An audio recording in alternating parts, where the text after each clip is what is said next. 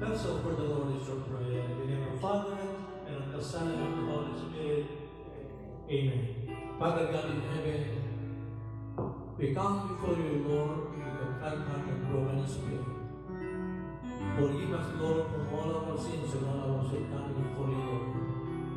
Wash away our iniquities by the blood of Jesus. And make us worthy to lift up our hands without wrath and without doubting. Thank you, God, for being so good to us. Thank you for your kindness, your generosity, your faithfulness. You are our God who is more than enough, worthy to be praised and worshipped. Indeed, Lord, from the rising of the sun to its going down, our praises will always be in our mouth, O God. Thank you for your goodness. Thank you for your grace. Thank you for your love. Bless each and every one of us that we're able to come, O God. Bless all the effort, every members of the household that they represent, O God. Bless them as they are blessing each and every one of us, O God. Bless every word that will come out of our mind, following the Lord with signs and wonders and miracles, O God. For those who are sick, Lord, let them go home healed. Those who are obsessed, deliver. Those who are wanting, have more desires and supplications, their prayers answered. Those who are restless, grant them, Lord, peace in their heart. Thank you, God, for we know and believe that you are true to your promise and your word, O God. Thank you. Thank you for being so good to us. Thank you in Jesus' name. Amen, amen, and amen. Let us praise the Lord. Purihin ang Panginoon.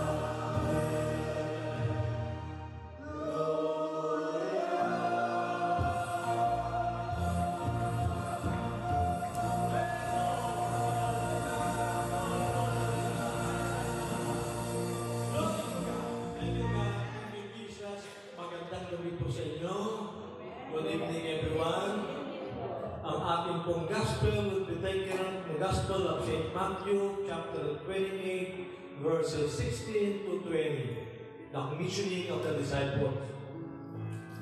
The 11 disciples went to Galilee, to the mountain to which Jesus had ordered them. When they saw him, they worshipped, but they doubted. Then Jesus approached and said to them, "All power in heaven and on earth has been given to me. Go therefore and make disciples of all nations, baptizing them in the name of the Father and of the Son and of the Holy Spirit, teaching them to observe all that I have commanded you. And behold, I am with you always until the end of the age." Punta ang 11 tagasunod ni Jesus sa Galilea, doon sa isang bundok na sinabi sa kanila ni Jesus. Nang makita nila si Jesus, sumampa sila sa kanya kahit na ang ilan ay may pagdulugan. Nang lumapit sa kanila si Jesus at sinabi, "Ibinigay sa akin ang lahat ng kapangyarihan sa langit at sa lupa. Kaya puntaan ninyo ang lahat ng mga lahi at gawin silang mga tagasunod ko. Bautismohan ninyo sila sa pangalan ng Ama at ng Anak at ng Banal na Espiritu. Turuan ninyo silang sumunod sa lahat ng inuutos ko sa inyo at tandaan ninyo, lagi ninyo akong kasama hanggang sa katapusan ng mundo." Mga kapatid ko sa mananampalataya, the Gospel of the Lord.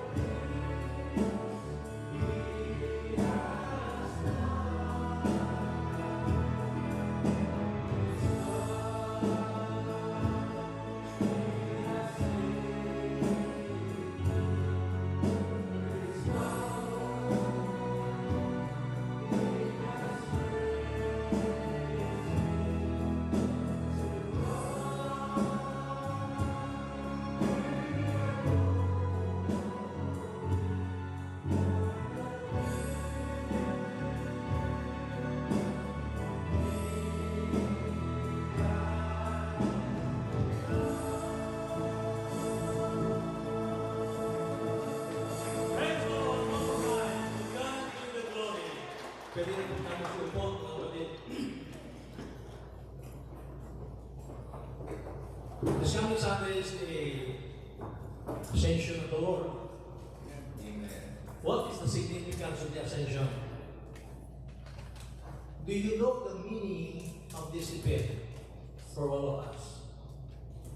Jesus has gone up and now sits at the right hand of God. My question is, when he sits at the right hand of God, right hand of the Father, does that mean that there is two God? Does that mean there is two God? The Father and the Son sits at the right hand. The Son is God, the Father is God, so there is two God. Is that right? Is that correct? It is a figure of speech. Now he's back to his throne as King of Kings and Lord of Lords. Because he said himself, "I and the Father are one." If you see the Father, you see the Son, you see the Holy Spirit. All three in one. Three persons in one God.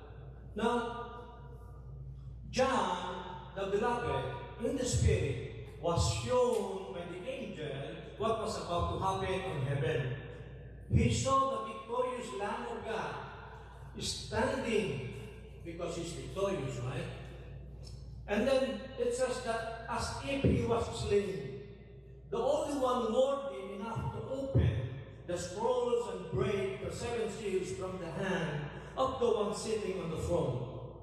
By his blood, he ransomed men and made every tribe and tongue and people and nation, a kingdom, and priests to our God. That's from Revelation chapter 5, verses 9 to 10. What does this mean? It means good news. Mabuting balita para sa ating lahat. It is new life, future, and hope for all of us. May pag-asa na tayo. Meron tayong kinakapitan. No? His glorious resurrection means the beginning of salvation to all men, the fulfillment of God's unending and unconditional love for man, Jews and Gentiles alike, because God reigns over the nations, the King of the earth, in verse 7 and 8. You all know what salvation is, right? Amen. Mukhang dalawa lang sumasagot. Do you all know what salvation is? Okay, tingnan natin mamaya ang salvation of salvation. It is not limited to forgiveness of sins, nor eternal life. It means fullness of life, body, soul, and spirit while still living on this earth. Healing, deliverance, freedom from oppression, freedom from bondages, from clutches of evil, as long as we believe in our Lord Jesus Christ. That's the condition. As long as we believe in our Lord Jesus Christ, the author and source of life. Purihin natin ang Diyos. Now, the reason why the ascension is very significant is because greater things will gonna happen after that. Number one is the birth of the church, which is the Pentecost. No? That Jesus bride that came from His pure side and shared in His divine nature. You are the bride, Jesus is the groom. Where did you come from? Where did we come from? From the side of Jesus when He was pierced. Where did Eva came from? From the side of Adam. Amen? So with Jesus, the bride will come from His side. No? And that is meaning all of us. No? It is because the Pentecost in Acts 21:4, the infilling. Acts chapter 2, verses 1 to 4. Second, the baptism and empowerment of the indwelling Holy Spirit. In this gospel that we have read, this is where Jesus instituted the sacrament of baptism, because He instructed the disciples to baptize them in the name of the Father and of the Son and of the Holy Spirit. No? And once the Holy Spirit comes to you, He gives you power. He gives you spiritual gifts. No? In Acts chapter 2, verses 17 to 18, chapter 1, verse 8. Number 3 is the commissioning and proclamation of the good news of salvation to every creature in the whole world. It says in Acts chapter 2, verse 21, whosoever calls on the name of the Lord shall be saved. Amen. Amen. Number 4 is the generous distribution of spiritual gifts to men. In Ephesians chapter 4, verses 7 to 13, each one of you may become apostles, prophets, evangelists, pastors, teachers, administrators, leaders, or probably givers because of God's mercy. Now, Jesus opened the way for all of us to live and exist in this world. Purihin natin ang Diyos. In verse 17, when the disciples saw Jesus, what did they do? Anong ginawa ng mga disipulo? Nakita nila si Jesus kung sa ating binasa? Nakalimutan nyo na. O maaaring hindi nyo napakinggan. Pwede rin tayo selective hearing. Gusto lang natin pakinggan yung ating gustong pakinggan. At sasabihin natin, hindi sa akin yan, sa iyo yan. No? Now, What did they do when they saw Jesus? They worship. They worship.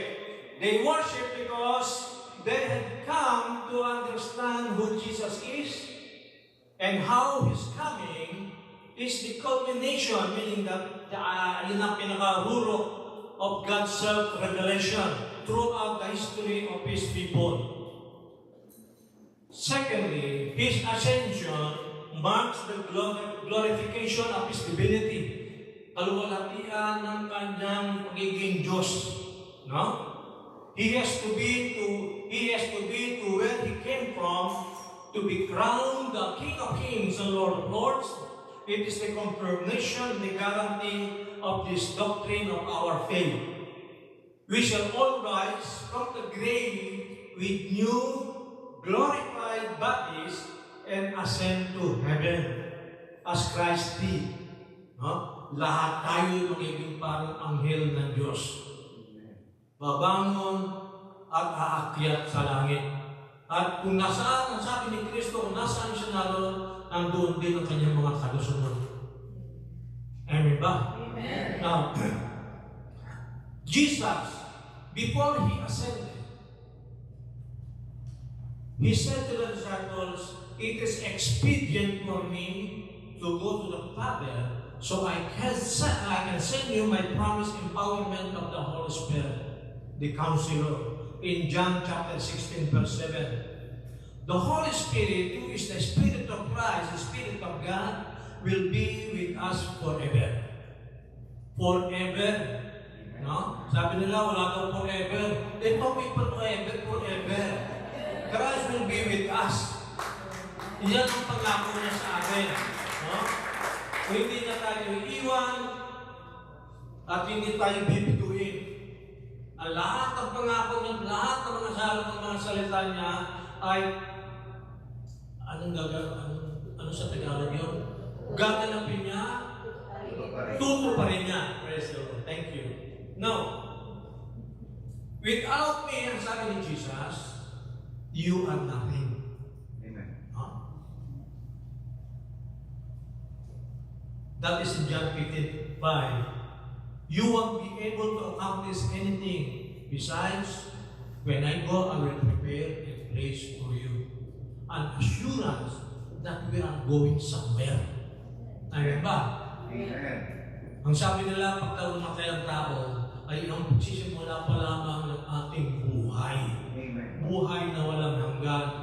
Amen po ba? Now, ang sabi pa ni Jesus, since I will prepare a place for you, I will come back for you. I will come back for you. John 14:28. Meanwhile, ang sabi niya, you have to conquer the world for me, for Jesus. Just as how I conquered the world, everything on the cross. John 16:32. Hanggat wala pa siya, ang sabi niya, kailangan sakupin niyo ang buong mundo. Amen po ba? At dali lahat yan sa paanan ng krus ni Jesus. No? You have to preach the repentance for the forgiveness of sins in relation to my Paschal mystery. And what is the Paschal mystery? What is the Paschal mystery of Jesus? Hello, nandiyan pa kayo. Pagkatapos na ng Easter, di ba? Ano ang Paschal mystery? The Passion, the death, the resurrection, may pangapat pa. The Ascension. Yun ang magkukumpleto ng kanyang paghihirap para sa atin. No? Meaning, it is not all glory and resurrection. It is coupled with persecutions in Calvary. Hindi kayo pwedeng makarating sa Calvary without passing the cross. Amen ba? Mga kapatid, that is the truthfulness of life. Now, there is no other way but the way of Christ. By the way of Christ. He is the way, the truth, and the life. Amen. No one comes to the Father except through Him. Pero sabi naman sa scripture, ng passages, hindi naman kayo makakapunta rin sa anak without even the authority of the Father. Amen ba? Amen. So kaya kailangan Father and Son and Holy Spirit. Totoo naman yan. Sapagkat sinabi niya, if you believe in me, you will obey my commandments, and I will love you, my Father will love you, and we will make our dwelling in you. Ang sabi natin, pag nandyan ang Ama, sigurado nandyan ang Anak, nandyan din ang Espiritu Santo ng Diyos. Sapagkat hindi sila pwedeng maghiwalay. Amen. Iisa lamang sila. And we are the dwelling place of the Holy Spirit. If the Holy Spirit is in us, meaning the Holy Family is in us. The Father, the Son, and the Holy Spirit. What a tremendous power for all of us who believe. Amen. Sabi nga niya kay Martha, Martha, if you will just believe, kasi sabi niya, Lord, 4 na araw nasa loob ng libingan ng aking kapatid, nangangamoy na diyan. Ano sabi ni Jesus? Martha, if you will just believe, you will see the glory of the Lord. Amen. Just believe. Meaning, if you will believe, you will be healed.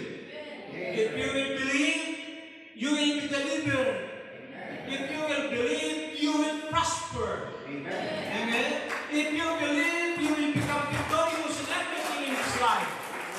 That is what the Lord is saying to us. Now, in verse 20, second point, He says, teach them to observe all that I have commanded you. You see, in our gospel, the Lord has led the disciples to evangelize, to baptize, and then afterwards to teach. No? In other words, pahayunin kayo, you need to tell them about God, about His goodness, about His love, and then you convert them to Christ. Hihilahin niyo sila papunta kay Kristo. Ano ba ang sinabi niya kay Juan? Sinabi niya kay Peter, bring me some of your fishes. Ang huli niyo, dalhin niyo rito. Anong ginawa ni Peter? Hinila niya yung lambat na punong-puno na isda. No? Ano ba ang kinakatuwa ng isda? What is the fish represents? People. Because He said to the disciples, I will make you fishers of men. No? Ano ginawa niya? Hinila niya ang lambat. Dapat ganyan din ang gagawin natin doon sa mga malalayo kay Kristo. Hihilahin niyo sila. Hindi lang i-evangelize niyo. Bring them before the throne of grace of the Lord. Amen po ba? Hindi dapat tayo makontento lang na nakaupo lang dito sa prayer meeting na nakikinig ng salita ng Diyos. We have to get out of our comfort zone. No? At kailangan, kaya nga sabi natin, hindi kayo makakarating sa Calvary without passing the cross. No? Kailangan may konting pagsisikap, kailangan konting hirap. Ang sabi nga, you can present your love with sacrifice. Without love, there is no sacrifice. Amen? Yan ang pagmamahal natin kay Kristo. Teach them to observe all that I have commanded you. What is teaching? Teaching is a means of allowing and letting people know about the love of God and God's kingdom. We herald, we bring the divine truth of the text in the scriptures that brings salvation and new life to mankind. Bring life to the lifeless. No? It is basically motivational and is organized for the purpose of evangelization. Mark 16, verses 15 to 16. It means also to educate. Acts 20:28, 1 Peter 5:2. It also encourages. and enlist, meaning to engage them. Not only to convince them, but to persuade them, engage them to practice and live the Word of God. Amen po ba? Ephesians 4:12. And what is the Word of God? Kayo ba naniniwala na ang salita ng Diyos ay totoo? Amen. Tunay? Makapangyarihan? Ayun ang mga sulit nyo ha, para hindi kayo sigurado ha. Naniniwala ba ang salita ng Diyos ay totoo? Amen! Praise the Lord! Because the Word of God, ang sabi ay, is quick, powerful, and sharper than any two-edged sword, piercing even to the dividing asunder of soul and spirit, and the joints and marrow, and is a discerner of the thoughts and intents of the heart. Hebrews chapter 4, verse 12. What do you mean by quick? It means fast, living, alive. The words that I have spoken to you are spirit and life, Jesus said in John 6:33. His words live, move, alter circumstances, and creates life. Kuha nyo? Meaning to say, kung kayo may problema at nasa mabigat na suliranin, do not focus your mind to the things around you, to the things that surround you, to your problem, to everything that bothers you. Where do you have to focus your mind? To Jesus. Focus your mind and your eyes to Jesus. Look at what happened to Peter. He was looking at Jesus. Lord, let me walk also on the water. Because he was looking at Jesus. And Jesus said, come. Nakalakad siya. But did not actually happen afterwards. He started to sink. Why? Because he changed his gaze from Jesus to the big waves around him, doon sa mga malalakas na hangin. No? Those are the problems of life. Represents the problems of life that sometimes it's all our energy, mind, soul, and spirit. No, parang tayo pinagtakluban ng daigdig, ng langit at lupa. Hindi na makababa ng bahay, hindi na makapag-socialize sapagkat natatakot, nervyos, no? We are afraid of rejection, of what the people may say to us, that we are a failure, we are not achieving anything. That's actually what happened. Now, what I'm saying is, look at what Peter did. What did Peter say? Ano sabi ni Peter? Lord, save me. Ang ibig sabihin nun, mag-pray tayo. Mag-pray tayo. Even to shout our intentions para matawag natin ang pansin ng Panginoon. Kung sa dami ng mga humihingi sa Kanya, abala siya. Di ba? Pero kung sisigaw ka, magpupumilit ka, magsisiksik ka katulad nung bleeding woman, no? Kahit na hindi siya po pwedeng lumapit kay Jesus sapagkat she was bleeding, pero gusto niyang gumaling. Ang ginawa niya? Nakipagsiksikan siya. Mahawakan ko lang ang lalayan ng kanyang damit, ako ay gagaling. Paulit-ulit niyang sinasabi yan. Mahawakan ko lamang ang laylayan ng kanyang damit, ako ay gagaling. Sabat, tandaan ninyo, kung ano nasa puso ninyo, siya nasa bibig ninyo, at yan ang lalabas, at yan ang inyong paniniwala. Amen. Amen. Sapagkat ang buhay at kamatayan nasa dulo ng ating dila. Kaya ang sasabihin lang natin ay katagumpayan ang ating pananampalataya sa Diyos na ako ay gagaling. Ako ay magtatagumpay. Ako ay makakabayad sa aking mga utang. Ang anak ko ay gagraduate. Ang anak ko ay magtatagumpay sa buhay. At ako ay mag-aalugan na. Diba? Yan. Alam nyo ba? Mas mahigit ang spiritual realm kaysa sa physical realm. Kung ano sinasabi mo sa physical realm, at sigurado magtatagumpay ka. Sapagkat sinabi niya, while you are still in sin, God has raised you from the dead and seated you at the right hand of Jesus. In the spiritual realm, we're already sitting at the right hand of the Father. Tayo'y victorious na. Tayo nananagumpay na. In the spiritual realm. Kaya tayo, inaangkin na lang natin ang para sa atin bilang anak ng Diyos. Amen po ba? Tayo'y magkakagumpay. Amen. Ano ba ang sabi? The Word of God is powerful from the Greek word dunamis, meaning dynamic, from the word dynamo or dynamite, indicating a moving, powerful force that affects everything in its path or transforms all that it touches like fire or tsunami or tornado. No? Ganun kalakas ang salita ng Diyos. He will wipe out everything before Him. Pabayaan nyo lang ang salita ng Diyos. Huwag niyong pipigilin. And He will do whatever He was sent for. He will accomplish everything. Ang sabi ng salita ng Diyos, He will not come back to the Lord void. He will accomplish the thing that He is being sent for.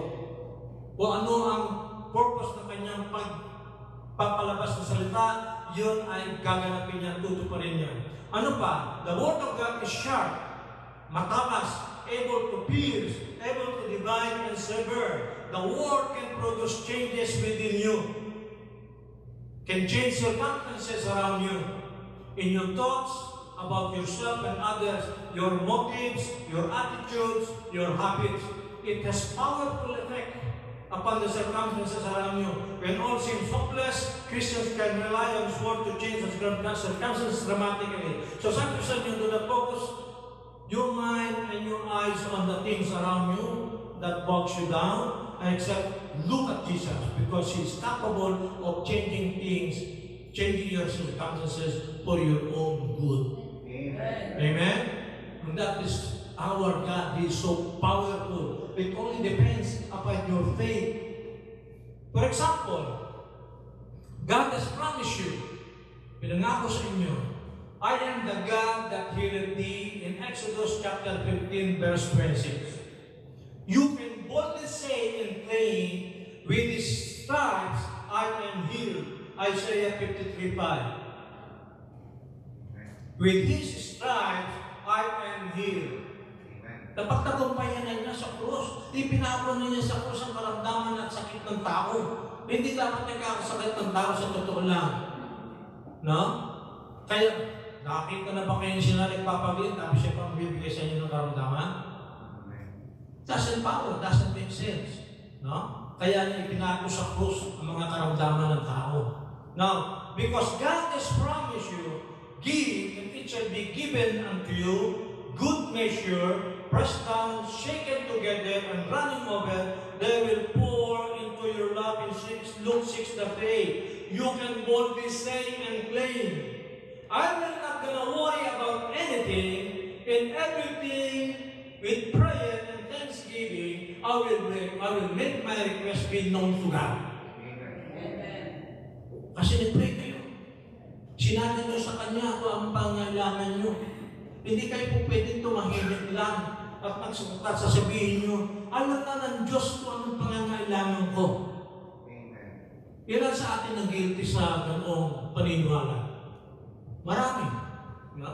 But, dito sa atin, sa El Shaddai teaching, nung na-involve tayo sa El Shaddai ministry, hearing the Word of God, nalaman natin na kailangan pala talaga tayong manalangin. We have to make our request be known to God. Ano sinabi niya kay Bartimaeus? Tawagin niyo si Bartimaeus. Dumating. Ang sabi ng Panginoon, what do you want me to do to you? Alam naman ni Jesus na bulag siya. Bakit tinanong pa niya?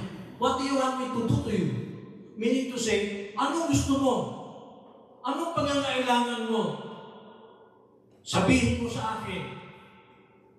Ang ibig sabihin, you are humble enough to present to the Lord and say to Him, Lord, I deeply need you. I deeply need your help.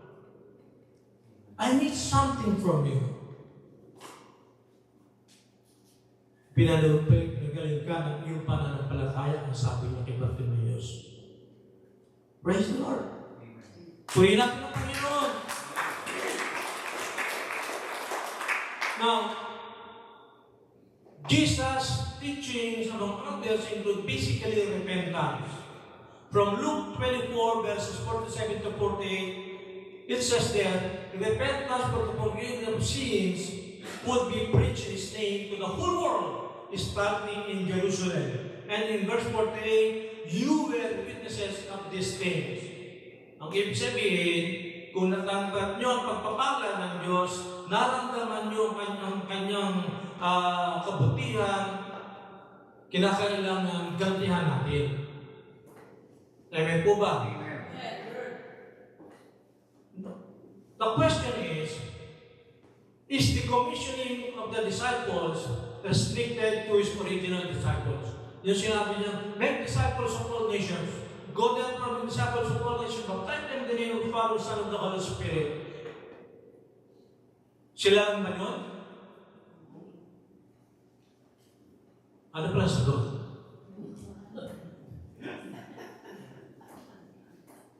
We are likewise called by the virtue of our sacrament of baptism of water and confirmation. No? We are called to be lay missionaries. We partake, nakikibahagi tayo of Jesus' kingship, of His priestly ministry, and Him being a prophet, being a teacher of the Word of God. Besides, we belong to the body of Christ, and Jesus is the head. Do you believe in that? Amen. The head and the body are always together. Hindi po pwedeng separate yan. Nakita na ba kayo ng katawan na walang ulo? Of course not, di ba? Lagi magkasama yan. Alright, the body and the head are always together. We are all members of the body of Christ, meaning to say, Jesus is here. Amen. Jesus is here! Praise the Lord! Bakit kanina ngayon pa lamang answer prayer na kayo pag nag-lift up kayo ng inyong prayer request because Jesus is here. Amen po ba? Praise God! So whatever the mission of the head, meaning Jesus, the body follows. Jesus said, as the Father has sent me, so I send you. His further instructions was that in order to be a good and effective witness, we need to be clothed and empowered with the power of the Holy Spirit, and we ourselves need to experience the salvation of God first. Anyone, before he or she can stand up here and proclaim the Lordship and Saviorship of Jesus, before he can say that, he needs to repent of his old wrongful ways and become fruitful. Fruitful, bear fruits that will last. We should become witnesses ourselves. Jesus said, I came to serve and not to be served, so you should do likewise. Hindi tayo pwedeng magreklamo.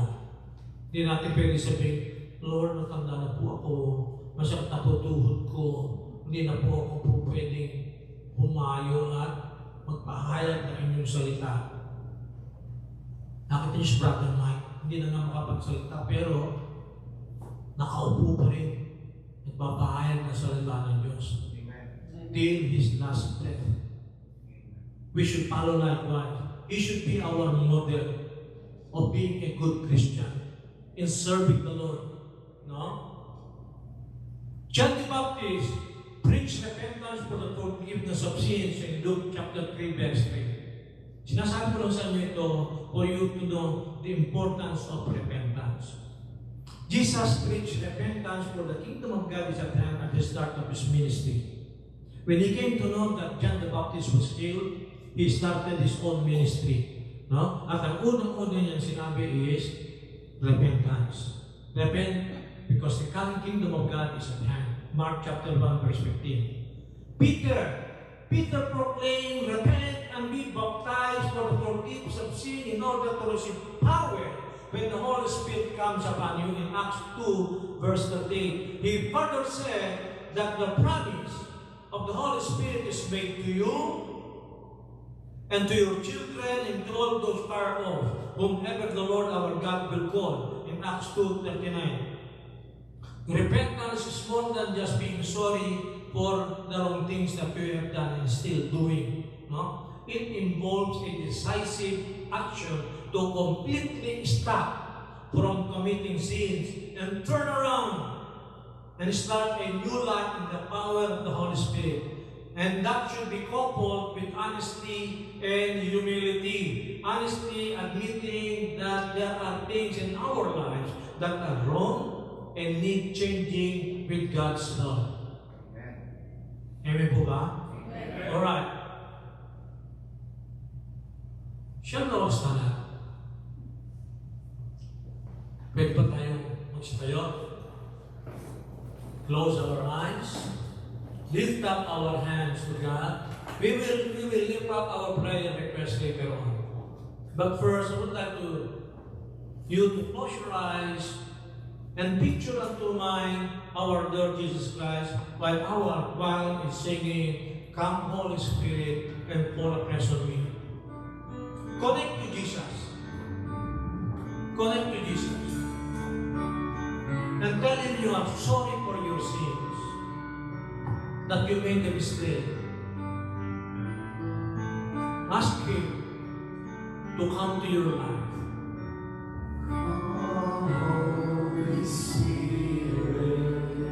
The Holy Spirit will pour out His presence to all of us. He gives life. You fill us with God's presence. Thank you, God, for this wonderful moment. Thank you, Jesus.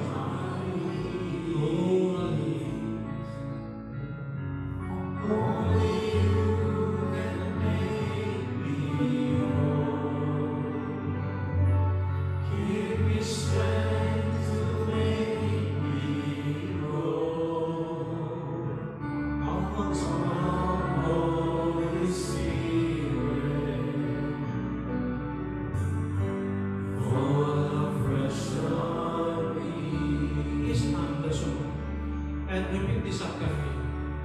Father in heaven,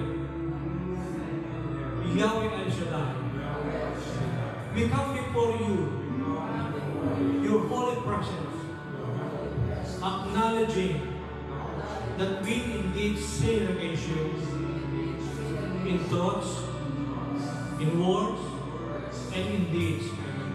We are truly sorry for our sins. Wash away our iniquities by the precious blood of your Son, Jesus Christ. Father, Yahweh El Shaddai, I do believe that your only begotten Son, Jesus Christ, suffered and died and rose again in order that I may have eternal life. I forgive all others who equally sin against me. I renounce Satan in my life and all his wrongdoings. I believe in the Holy Spirit, the Lord, the giver of life. Lord Jesus Christ, I now accept you as my personal Lord and Savior. Come, Lord Jesus, and fill me and empower me with your Holy Spirit. Thank you, Father, Son, and Holy Spirit, for making me whole again. In Jesus' name, amen. Amen. And one more time, come, Holy Spirit. Let us all sing. Come, Holy Spirit. Fall afresh on me. Fall afresh on me. Fill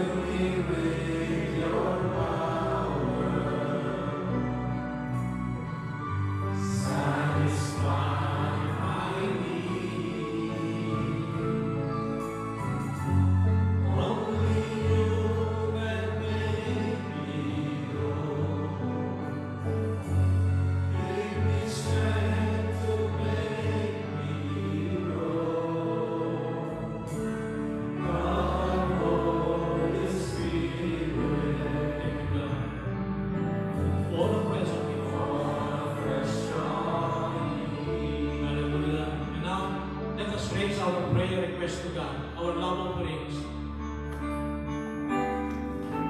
And I would like you to sing your prayer. I know the Lord will make a way for me. Sing this song.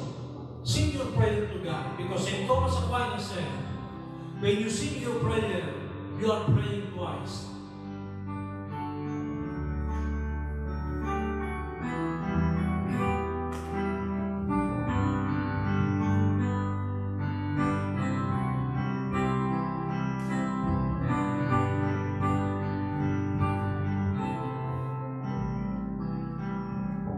I know the Lord will make a way for me. I know the Lord will answer all my prayer. I know the Lord will answer all my prayer. If I leave the holy shadow and do the right, I know the Lord will answer all my prayer. Will answer all my prayer. I know the Lord will make a way for me. I know the Lord will make a way for me. I know the Lord will make a way for me.